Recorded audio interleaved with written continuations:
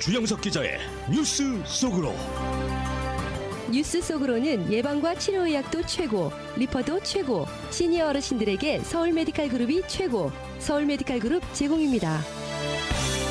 최근 중국의 정찰 풍선이 미국 상공에 나타나면서 논란이 커지고 있는데 중국은 이 같은 정찰 풍선을 앞으로 더욱 많이 띄울 것으로 알려지고 있습니다.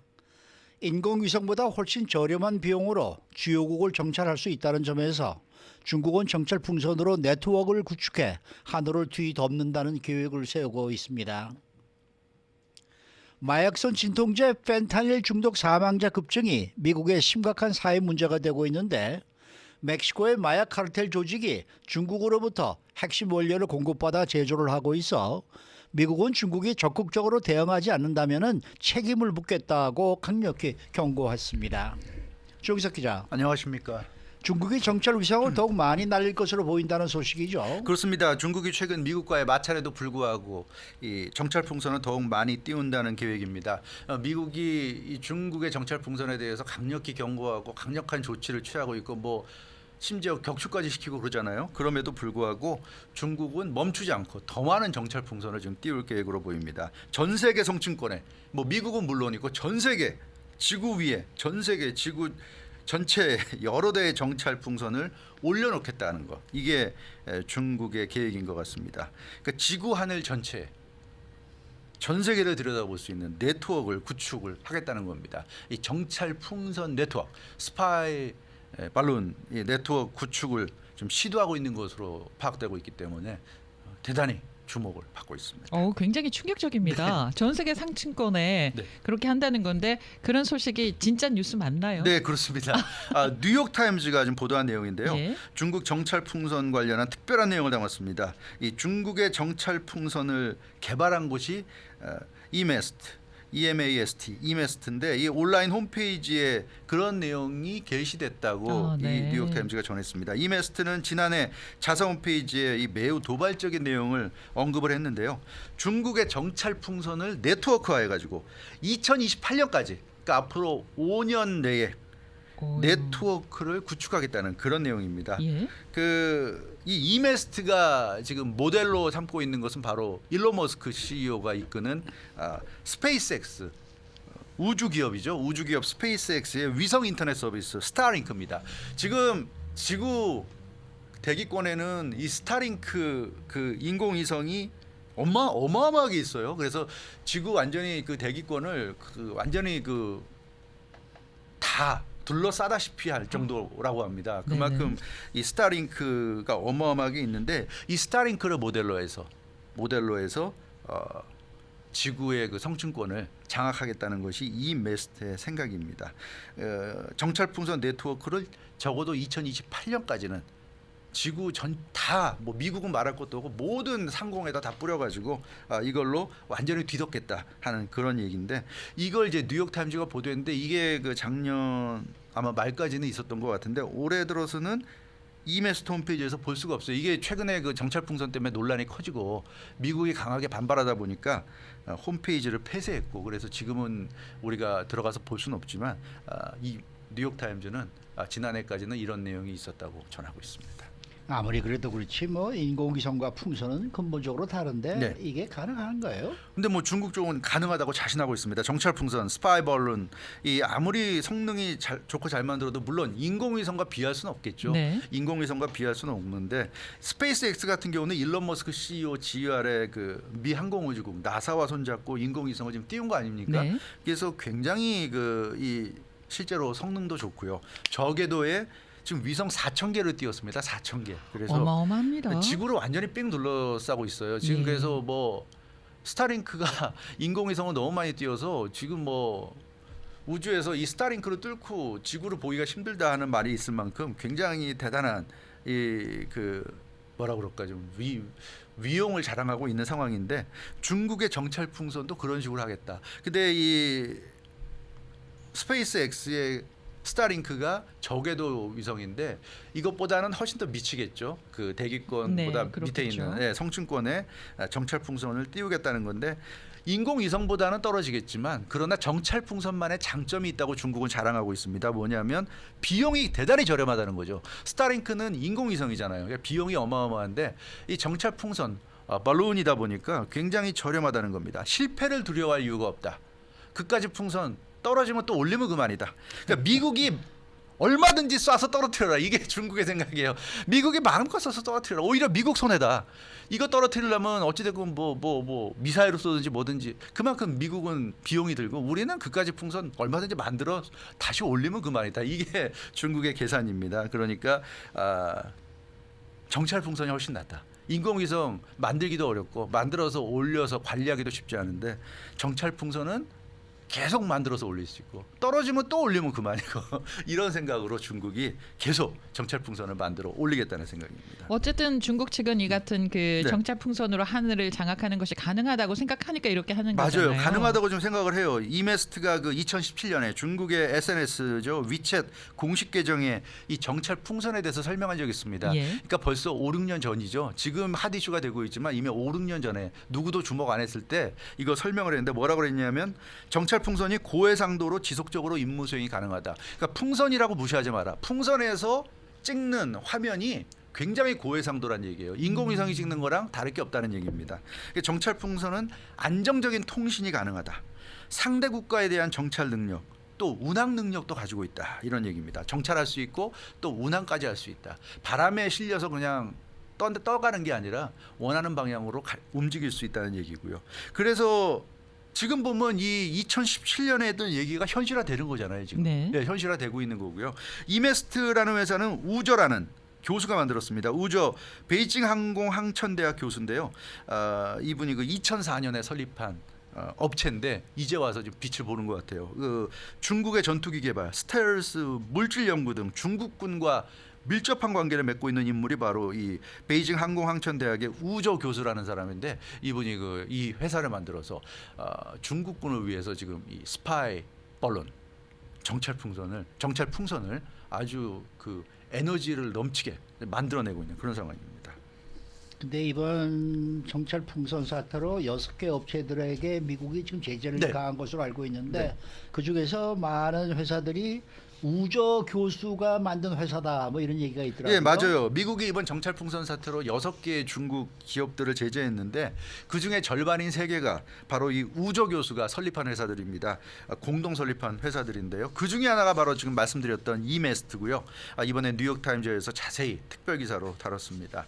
그 우저 교수는 2019년에 정찰 풍선이 보내는 신호를 지상에서 수신하는 실험을 해서 성공을 했습니다. 그래서 2019년에 이 정찰 풍선이 인공위성과 같은 기능을 할 수 있다는 걸 입증을 했고요.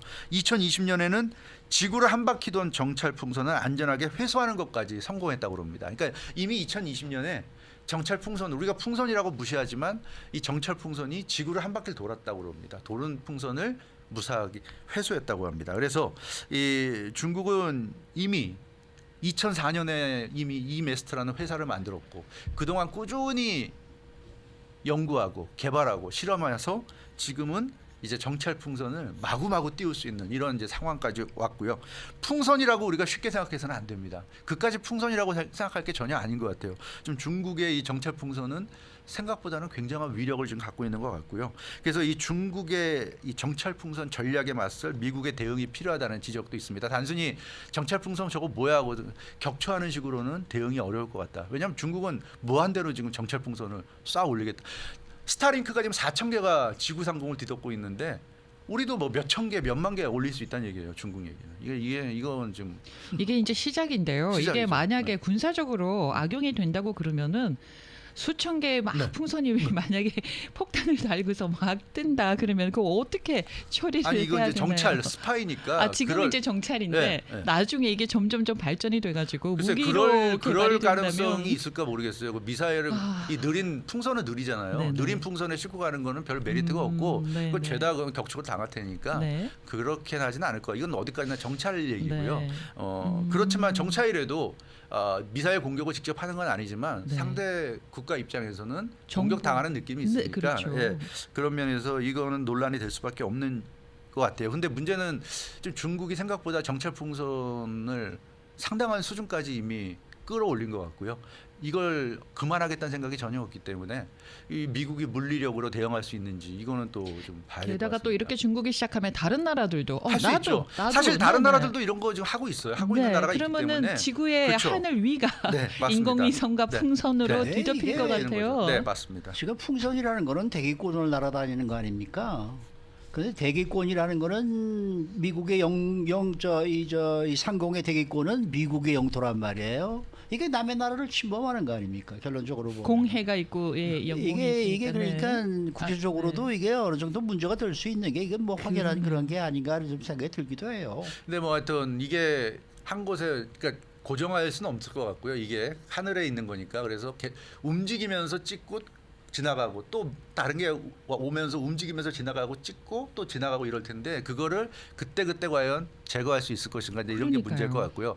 인공위성은 이제 대기권 밖에서 대기권 밖이니까 지구랑 그거는 같이 자전 활동하면서 같이 머물면서 이제 가니까 한 곳에 위치해 있을 수 있지만 풍선 같은 경우는 이제 지나갈 거란 말이에요. 그런 면에서 과연 이거를 어떻게 대응할 것인가. 뭐 또 나오겠죠 방법이 레이저 빔이라든지 뭐 해서 그냥 네. 쏘는 게 나올지도 모르죠. 아이고. 네.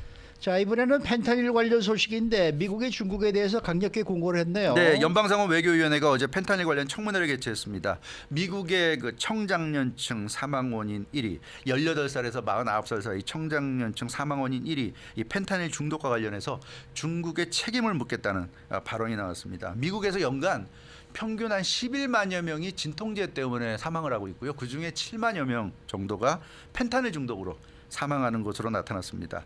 그 최근에는 뭐 우리가 계속 보도하고 있지만 어린 학생들까지, 네. 예, 어린 학생들까지 진통제를 복용하다 펜타닐 중독으로 숨지면서 지금 큰 문제가 되고 있는데 연방상원 청문회에서 연방상원 의원들이 중국에 대해서 경고를 했습니다. 얼마 전에 27살의 그 헐리우드 스타 네. 가운데 한 명이 펜타닐 과다 복용으로 사망한 일도 있었습니다.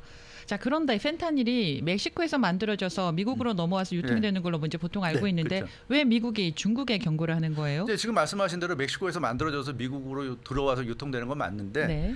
멕시코 마약 카르텔이 거대한 이제 마약 공장을 지어놓고 합성 마약인 펜타닐을 대량 생산하는데 그 펜타닐을 생산할 수 있는 원료가 중국에서 온다고 그럽니다.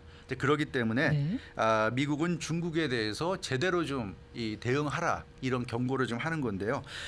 멕시코 마약 카르텔이 펜타닐을 생산하기 위해서는 원료가 되는 화학 물질이 필요합니다. 근데 그 원료가 되는 화학 물질을 멕시코 마약 카르텔이 중국에서 지금 수입하고 있습니다. 그러니까 중국이 원료를 생산하면 그걸 멕시코 마약 카르텔이 제조해서 미국에 들여와서 유통시키는 이런 지금 그 시스템으로 돌아가고 있어요. 그래서 미국은 이걸 근본적으로 차단하기 위해서는 원료가 생산되는 중국에서부터 이걸 이제 차단을 시켜야 되겠다 이 생각을 하고 있는 겁니다. 그래서 중국을 지금 압박하는 쪽으로 나가고 있습니다.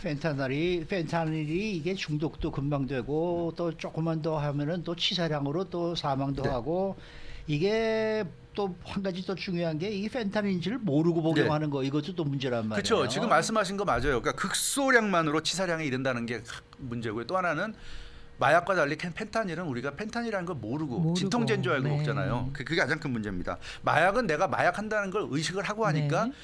부작용이 있어도 감수하고 하는 건데 이건 내가 그걸 감수하는 게 아니기 때문에 더 문제예요. 양귀비로 가공한 헤로인이나 몰핀보다 50배, 100배 강한 위력이 바로 어마어마합니다. 펜타닐입니다. 2mg 내면 완전 치사량이고요. 그러니까 정제된 한 알만 먹어도 사망입니다. 그리고 볼펜 끝에 묻은 소량만으로도 사망이에요. 와, 그래서 그렇군요. 펜타닐은 사람들이 펜타닐이라는 걸 알고 먹진 않아요. 펜타닐 예. 먹으면 죽는다는 걸 알기 때문에 펜타닐을 먹겠다는 사람은 한 명도 없는데 마약성 진통제로 둔갑이 돼가지고 지금 사람들 입으로 들어가고 있습니다. 이게 가장 큰 문제예요. 그러니까 멕시코 마약 카르텔이 펜타닐을 제조하는데 이걸 펜타닐이라고 해서 유통시키는 게 아닙니다. 펜타닐을 제조해서 다른 레벨을 붙여서 미국으로 유통시킵니다. 마약성 진통제인 자낙스, 퍼코셋, 옥시코돈 이런 걸로 둔갑이 되는 겁니다. 근데 우리가 옥시코돈, 퍼코셋, 자낙스로 알고 먹는 먹는데? 진통제 안에 펜타닐이 예, 펜타닐이 들어있기 때문에 이게 뭐 아이들부터 어른까지 죄다 지금 죽어나가고 있는 그런 상황인데 그래서 이 멕시코 마약 카르텔의 이 행태도 굉장히 좀 문제가 되고 있어요. 이 멕시코 마약 카르텔이 만들어서 파는 거는 자낙스, 퍼코셋, 옥시코돈 가짜들입니다. 근데 여기에 이 치사량의 펜타닐이 들어있기 때문에 심각한 문제로 지금 지적이 되고 있습니다. 그래서 미국이 이제 중국에게 적극적으로 화학 물질이 멕시코로 수출되는 걸 좀 막아라, 뭐 맞아요. 이런 거 아닙니까? 맞습니다. 그러니까 멕시코 마약 카르텔이 중국에서 화학 물질을 들여와서 그것으로부터 오피오이드를 추출하고요. 그 오피오이드를 활용해서 펜타닐을 만들고 그 펜타닐을 결국 그 자낙스, 퍼코셋, 옥시코돈 등으로 둔갑시켜가지고 미국에 대량 유통시키는 이런 시스템으로 지금 이루어지고 있습니다. 그러다 보니까 미국 대도시 뭐 필라델피아 이런 데서 거리에서 한복판에 펜타닐 투약한 사람이 정신 잃고 쓰러져 있는 경우도 볼 수 있고요. 보행 중에 걸어가다 그대로 서서 잠자는 경우까지 목격되고 있습니다. 그래서 일각에서는 전문가들 중에 그런 말 하고 있어요. 그 19세기 청나라에 왜 아편이 하도 들어와서 청나라 사람들이 아편 때문에 힘들어해서 청나라가 결국 이것 때문에 영국과 아편 전쟁 싸웠잖아요. 네네. 미국이 지금 청나라 같은 신세다. 미국에 너무나 많이 펜타닐이 예전 19세기 청나라에 들어온 아편 같다. 그러니까 중국에서 원료가 만들어져서 멕시코에서 가공이 돼가지고 미국에 한도 끝도 없이 지금 들어오니까 이 펜타닐을 약인 줄 알고 진통제인 줄 알고 잘못 먹은 사람 수많은 사람들이 이렇게 지금 정신을 잃고 있는 상황인데 목숨을 잃고 그러니까 마치 아편을 먹고 있는 청나라 사람들 같은 모습이 지금 미국인들의 모습이다 이런 좀 지적이 나오고 있는데 그래서 미국도 이건 좀 강력하게 제재해야 되겠다. 반 메넨데스 연방상원 외교위원회 위원장이 어제 그래서 중국에 대해서 강력히 경고했습니다. 중국의 화학산업, 제약산업 등이 펜타닐이 원료가 되는 화학물질을 멕시코로 지금 수출하고 있다. 이게 멕시코 마약 카르텔한테 간다는 거 모를 리가 없는데 계속 수출하고 있다. 이거 중국 정부는 지금 뭐 하고 있냐고 미국 외교상원 그 외교위원장이 강하게 연방상원 외교위원장이 강하게 질타했고요. 심지어 시진핑 주석까지 거론했어요. 시진핑 주석이 이 같은 사실에 관심이 있는지조차 자기는 모르겠다. 그러면서 아주 시진핑 주석의 문제라는 식으로 아주 강하게 얘기했고 그래서 앞으로 중국이 여기에 대해서 강하게 대처하기를 지금 바란다는 얘기를 했습니다. 문제 있는 기업을 그리고 미국은 앞으로 중국의 그 펜타닐 원료와 관련 있는 문제 기업을 기소할 것이고 자금 세탁 같은 부분에 수사를 할 텐데 그런 부분에 중국이 협조를 해야 된다고 얘기를 하고 있고요. 만약에 거기에 협조를 하지 않는다면 중국에 대해서 강력한 제재를 가할 것이고 비자 제한 조치를 취할 수밖에 없다. 이런 경고를 날렸는데 이 그렇지 않아도 사이가 좋지 않은 미국과 중국이 또 이 펜타닐 때문에 또 사이가 안 좋아지는 것 같습니다. 요즘 뭐 정찰 풍선 문제도 있고 여러 가지가 있는데 참 이래저래. 이 멕시코에 가보면은 참 약국이 굉장히 많거든요. 그러니까 이게 멕시코에서는 처방 없이 살 수 있는 약들이 굉장히 많은데 여러분들 혹시 멕시코 가시더라도 이 약국에 들려서 무슨 진통제라든지 이런 거 사시는 거 좀 조심하셔야 됩니다. 미국에서 지금 조심해야 돼요. 미국에서 네. 진통제, 마약성 진통제 함부로 드시지 마시고요. 그거는 정말 주의해야 됩니다. 이 마약성 진통제 안에 펜타닐이 들어있는지 안 들어있는지 누가 합니까? 그러니까 멕시코도 물론 그렇지만 이거 미국에서 지금 진통제 먹을 때 굉장히 주의해야 된다는 거. 이거. 네. 주영석 기자였습니다. 뉴스 속으로는 예방과 치료 의학도 최고, 리퍼도 최고, 서울 메디칼 그룹 제공이었습니다.